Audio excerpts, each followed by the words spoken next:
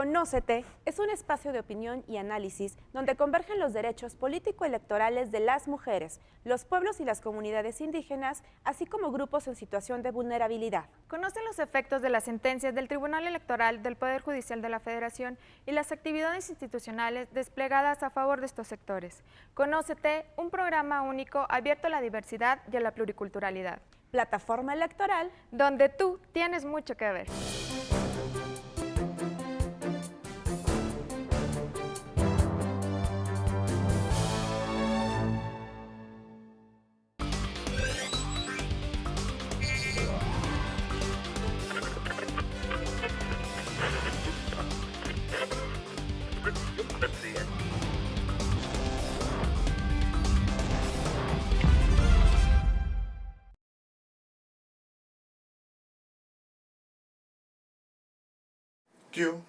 Los jóvenes somos productivos, dinámicos y críticos. Queremos expresarnos y ser escuchados, debatir ideas y compartir nuestras opiniones.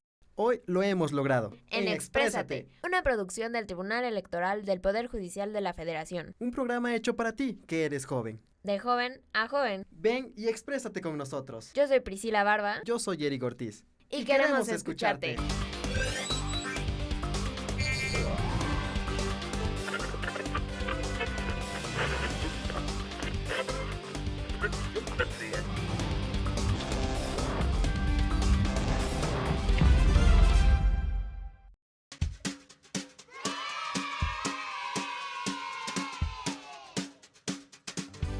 Bienvenidos al programa para niños del Tribunal Electoral. Esto es... ¡Diviértete! ¡Comenzamos! ¿Te gusta aprender, jugar, reír, conocer nuevos lugares y muchos amigos y amigas? El Tribunal Electoral del Poder Judicial de la Federación tiene un espacio para nosotros. En Diviértete encontrarás todo lo que necesitas para iniciar el día de la mejor manera. Síguenos en la plataforma electoral, donde tú tienes mucho que ver.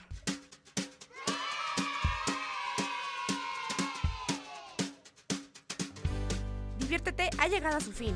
Te esperamos en nuestra próxima emisión. ¡Diviértete! ¡Adiós!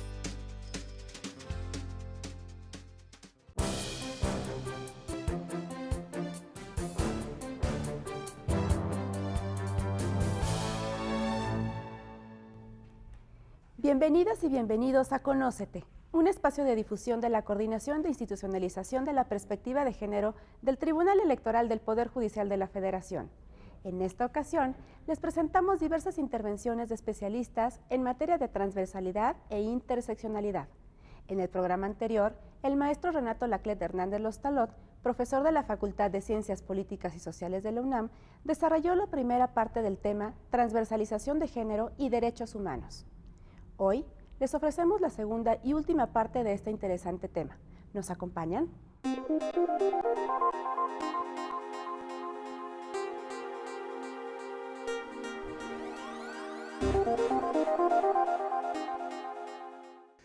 Y en materia de discriminación podríamos hablar también del modelo ISI del CONAPRED. Este modelo ISI funciona a partir de un cuestionario autogenerado en el cual la institución realiza un diagnóstico y a partir de este diagnóstico puede implementar acciones específicas para lograr la inclusión o para evitar posibles discriminaciones que puedan gestarse en sus prácticas y en sus políticas. Hay acciones paralelas adicionalmente que se pueden implementar. Por ejemplo, es recomendable que las instituciones hagan declaratorias políticas de no discriminación. Estas son declaraciones que realiza el conjunto de la institución para señalarle a la sociedad y a sus usuarios que se rechazará cualquier hecho de discriminación que se pueda presentar, aunque éste no sea visibilizado o no esté específicamente normado en términos de sus consecuencias. Una segunda buena práctica para las instituciones tendría que ver con los códigos de ética. En la Administración Pública Federal hay una gran cantidad de códigos de ética que se han venido implementando. En general, se han quedado en declaraciones de buena voluntad. Sin embargo, me atrevería a decir que cuando los códigos de ética se pueden establecer de forma vinculante para los trabajadores y las trabajadoras de la institución, entonces el código de ética se convierte en una norma de conducta autogenerada que traslapa la cultura institucional hacia la práctica política y profesional de las personas que componen la institución. Entonces, ISI, modelo de equidad de género, norma 25 para la norma oficial mexicana 25 para la igualdad laboral, declaración de no discriminación y código de ética vinculante deberían de ser 5 componentes que apoyen propiamente el proceso de transversalidad dentro de las instituciones. Tendríamos que decir también que los procesos de transversalidad han estado rodeados de una serie de elementos, de detractores y de personas que los impulsan. ¿Cuáles son los principales errores que se han implementado en los procesos de transversalidad? Me parece que la transversalidad y propiamente los temas de género no son temas únicos ni específicos de mujeres. La perspectiva de género está construida bajo lo que se conoce como el paradigma de igualdad. El género, como categoría, significa mujeres y hombres. Y en este sentido, me parece que es un error implementar únicamente políticas para mujeres sin observar uno de los elementos básicos indispensables de la propia perspectiva de género, que es cuáles son las circunstancias y las prácticas que los hombres llevan hacia las propias mujeres. En este sentido, es importante que pensemos en los procesos de transversalidad no nada más como el tema específico de las mujeres, sino como temas que tienen que ver con el género, con este componente que nos habla de hombres y mujeres por igual. Me parece que otra práctica que ha ocurrido mucho en las instituciones y que nos habla de cuando no existe el componente de voluntad política del cual hablábamos, es que se crean las instancias o se crean las políticas, pero no se les asigna presupuesto. Sencillamente, esto no funciona. Las prácticas de transversalidad, al igual que cualquier otra práctica que lleve a cabo la institución o política pública, requiere de presupuesto y debe de ser un presupuesto basado en criterios de eficacia y de eficiencia y con criterios de austeridad republicana. Sin embargo, el presupuesto es uno de los elementos indispensable para poder llevar adelante los procesos de transversalidad. Un tercer error, me parece, que ha ocurrido al implementar los procesos de transversalidad es establecer políticas no vinculantes y declarativas en vez de procesos de institucionalización. Cuando se hace únicamente la declaración pública, sirve para el momento coyuntural específico, pero no permite institucionalizar el proceso. No basta con tomarse la foto, se requiere que la institucionalización sea parte del proceso de desarrollo, de maduración de la institución y, por supuesto, de institucionalización hacia una estructura permanente de igualdad y de no discriminación.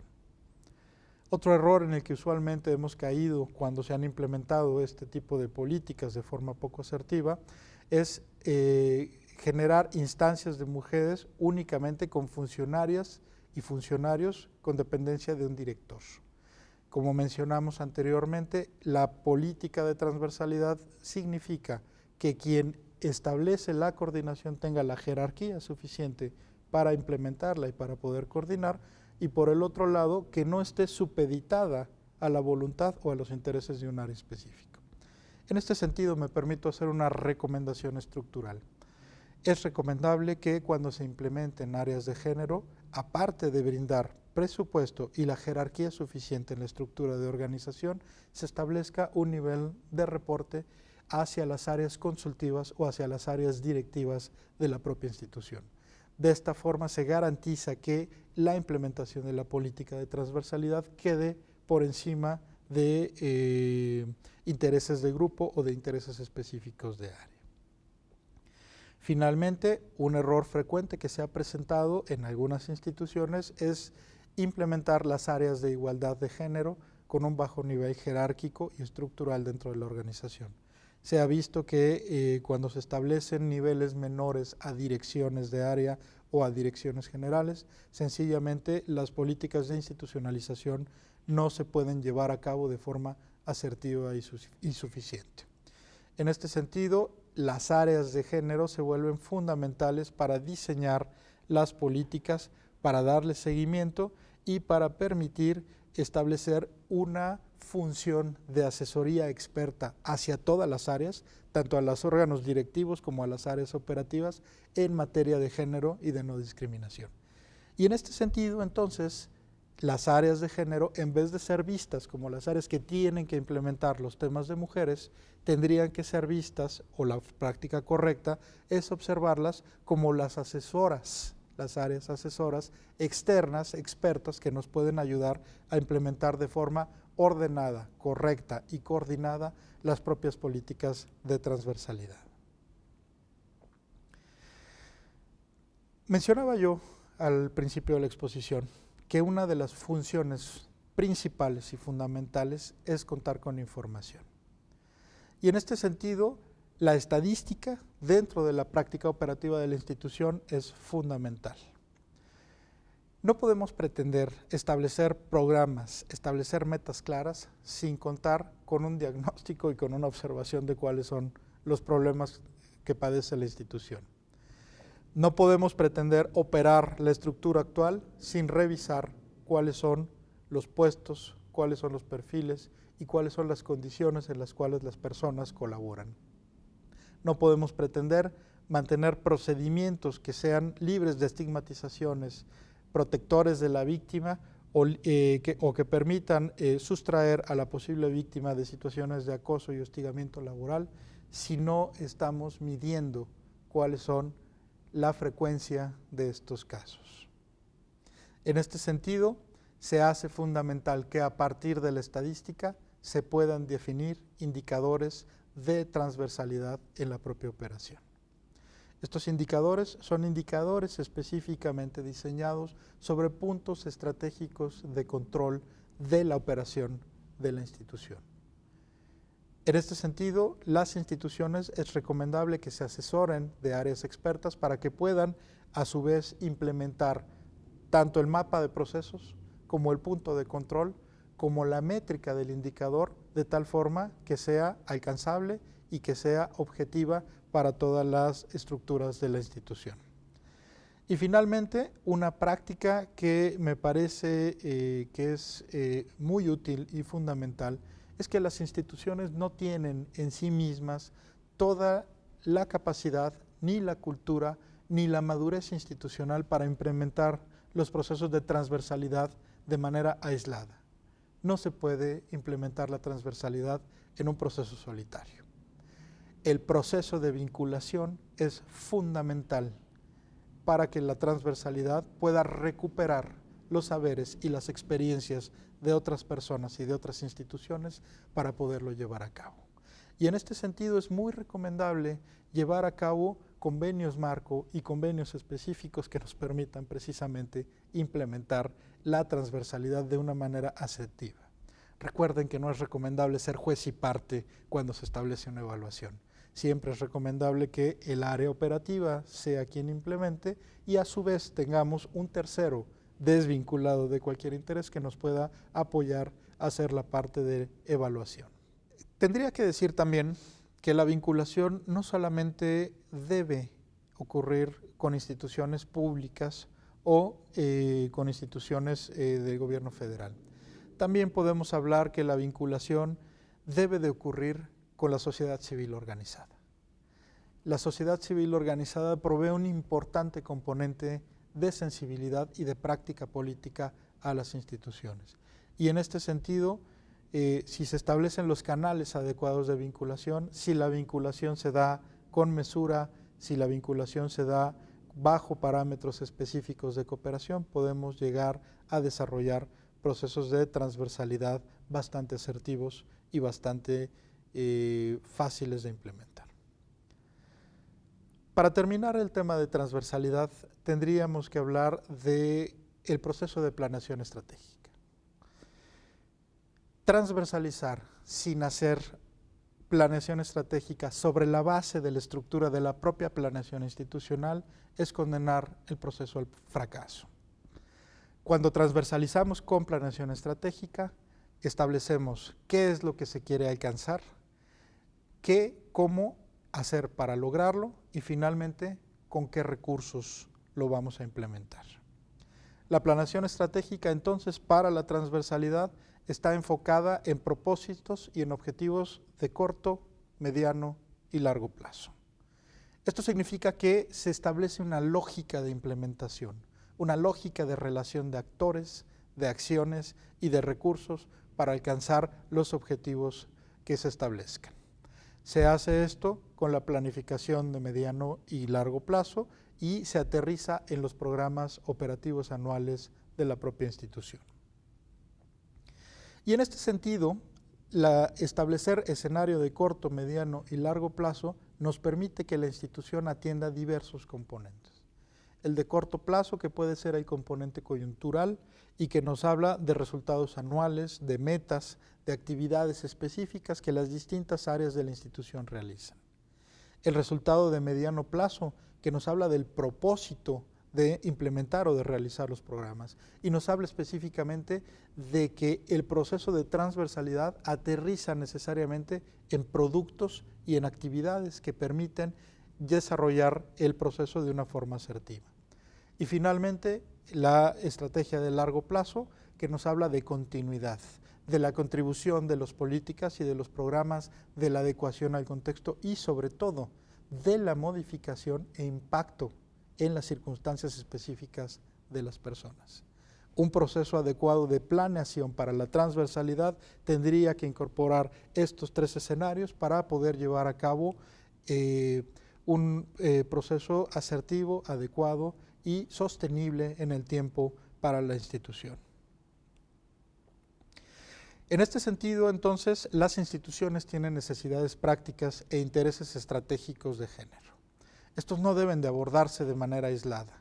El proceso de planeación no puede estar separado del proceso de planeación institucional ni de los objetivos y metas institucionales.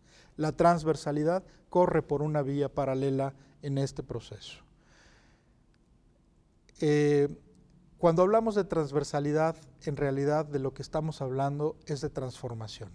Es decir, cuando el proceso es capaz de dar respuesta a intereses estratégicos, cuando se atienden necesidades prácticas y sobre todo cuando se generan diversos tipos de empoderamiento para las personas y en específico para las mujeres que tienen impactos relacionados al género.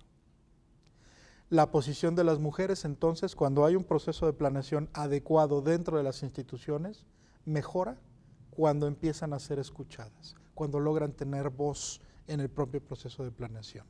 Y si la voz es determinante o no en la toma de decisiones, y si la voz se convierte en crucial para el establecimiento de las prácticas institucionales o para la visibilización de los distintos ámbitos en los cuales las mujeres se les impedía el paso o sencillamente eran vetadas en el pasado. Una planeación, entonces, estratégica, podemos hablar que tiene enfoque de género cuando visibiliza en forma diferenciada a mujeres y hombres.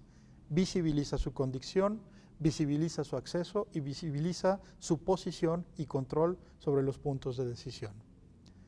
En segundo lugar, cuando evidencia situaciones de desigualdad y discriminación entre hombres y mujeres que se originan por patrones culturales y prácticas institucionales. Y en tercer lugar, me parece que permite diseñar estrategias para actuar sobre situaciones de desigualdad y discriminación, es decir, lleva a la vida de las personas en el ámbito institucional, justicia y equidad social. Finalmente, visto el proceso de transversalidad y sus distintos componentes, quisiera hablarles de lo que significa transversalizar con estrategias de interseccionalidad.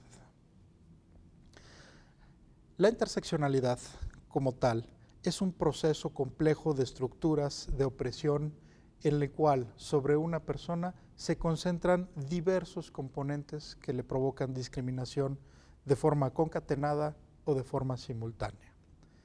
La primera vez que se utilizó el término de interseccionalidad fue en los Estados Unidos en los movimientos negros con Kimberly Crenshaw.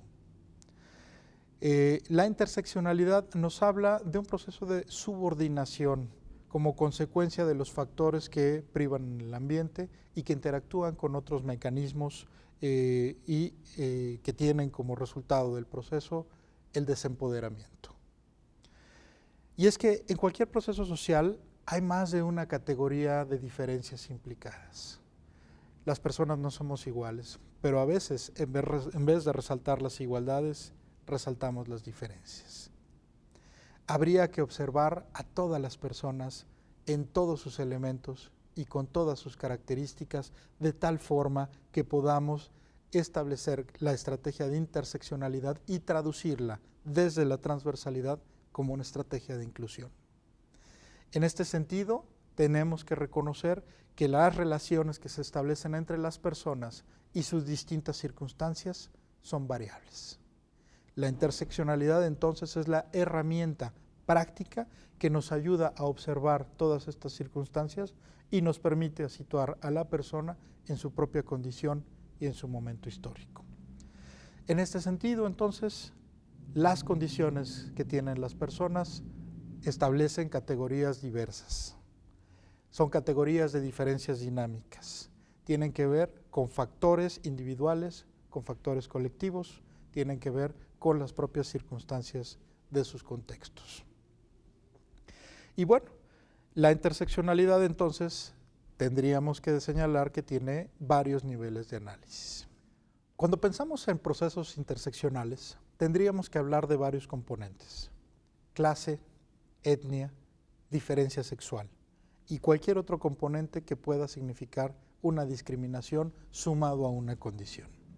Entonces, la idea de lo interseccional es una idea acumulativa, una condición que se suma a una discriminación y de esta forma se puede provocar inaccesibilidad de la persona a ciertos beneficios o a ciertas circunstancias sociales.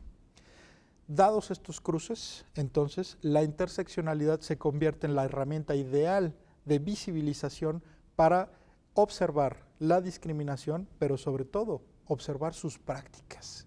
Y a partir de esta observación de prácticas, con el proceso de transversalizar, incidir en la corrección de las mismas.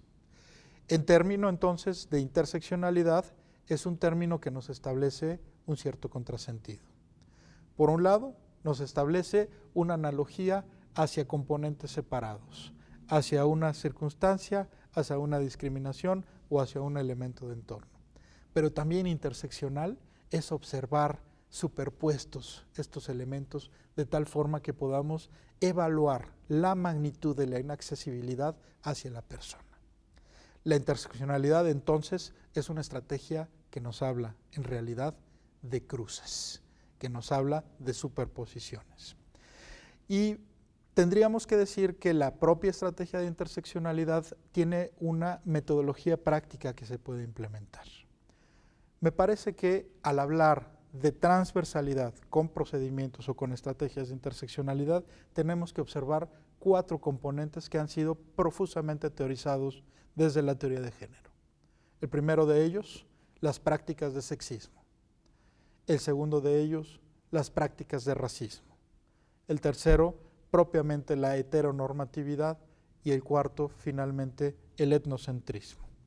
Y esto realmente, la combinación de una o varias de estas prácticas nos habla de que la interseccionalidad como una estrategia política aplicada de transversalidad hace un cuestionamiento directo hacia las prácticas hegemónicas de discriminación y de violencia hacia diferentes grupos, no nada más hacia las mujeres, hacia diferentes grupos que tienen distintas circunstancias y distintos elementos de discriminación sobre ellos.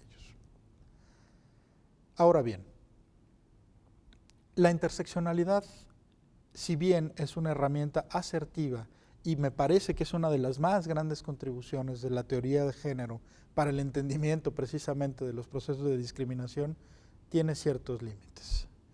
Les hablaba hace un momento del proceso acumulativo de la interseccionalidad. Esto significa que la circunstancia y la discriminación asentada sobre una persona no en todos los casos y circunstancias provoca elementos de inaccesibilidad. Es fundamental que cuando hablamos de interseccionalidad establezcamos límites a estas combinaciones de tal forma que, apegados al texto de la norma jurídica, podamos especificar y concretamente establecer dónde sí y dónde no aplican prácticas de discriminación y desigualdad. Tendríamos que decir también, que la interseccionalidad es difícil que se aplique sobre una persona en específico. La interseccionalidad nos habla más bien de constructos y de grupos. Y estos grupos deben de ser identificables en el espacio de la comunidad o en el espacio social. Y aquí tenemos prácticas y contrasentidos cuando se construye el proceso de interseccionalidad. Por un lado, la interseccionalidad nos habla de una diferenciación, de una especificidad de lo propio frente a la otredad. Pero por otro, hace énfasis en la diversidad y en lo que no se ve de cada uno de estos grupos sociales. Porque construir lo propio de lo demás también puede llegar a convertirse en una forma de discriminación cuando los procesos se exacerban. La interseccionalidad entonces es un concepto que aterriza primero en la visibilidad, pero sobre todo en la acción política. Si es correctamente visualizada, la interseccionalidad nos puede ayudar a deconstruir la cultura hegemónica y a despolitizar y neutralizar la cultura de violencia y de discriminación hacia las personas. Por otro lado, nos puede ayudar a construir identidad y singularidad como nuevos componentes del constructo social que permiten establecer inclusión de todas las personas a la política pública y a los propios procesos de transversalidad. En este sentido, entonces, la interseccionalidad incorpora estrategias para visibilizar y para incluir a quienes no aparecen usualmente en el discurso público, institucional y político y que, sin embargo, están ahí. Tendríamos que decir que la interseccionalidad como concepto pues tiene diversas dimensiones. Tiene la dimensión del cuerpo, tiene la dimensión de la práctica política y tiene la dimensión de la construcción de identidad. Si combinamos estos tres elementos, hablar de interseccionalidad, entonces es hablar de una observación desde la práctica en una relación de sujeto y objeto, de tal forma que se establezca los efectos de la práctica política sobre el propio contexto de nuestras circunstancias y de nuestra vida propia. Finalmente, tendríamos que decir que las personas somos quienes somos. Tenemos circunstancias, formación y contextos específicos. Y eso no va a cambiar difícilmente con el tiempo. La interseccionalidad lo que nos ayuda es a visibilizar quiénes somos, cuáles son las circunstancias, y la herramienta aplicada tiene que ver con el mecanismo que permite modificar aquello que me pueda provocar discriminación. Entonces, si esto funciona así, la inclusión se atiende como un paradigma de igualdad, de oportunidad y de accesibilidad para que todas y todos podamos llegar a aquello que siempre soñamos, un México justo e incluyente. Les agradezco mucho su atención.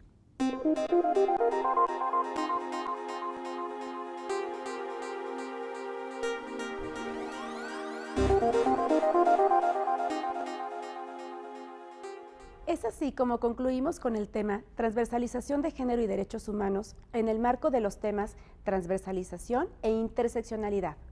Agradecemos su atención y compañía en Conócete, un espacio de difusión de la Coordinación de Institucionalización de la Perspectiva de Género del Tribunal Electoral. Hasta la próxima.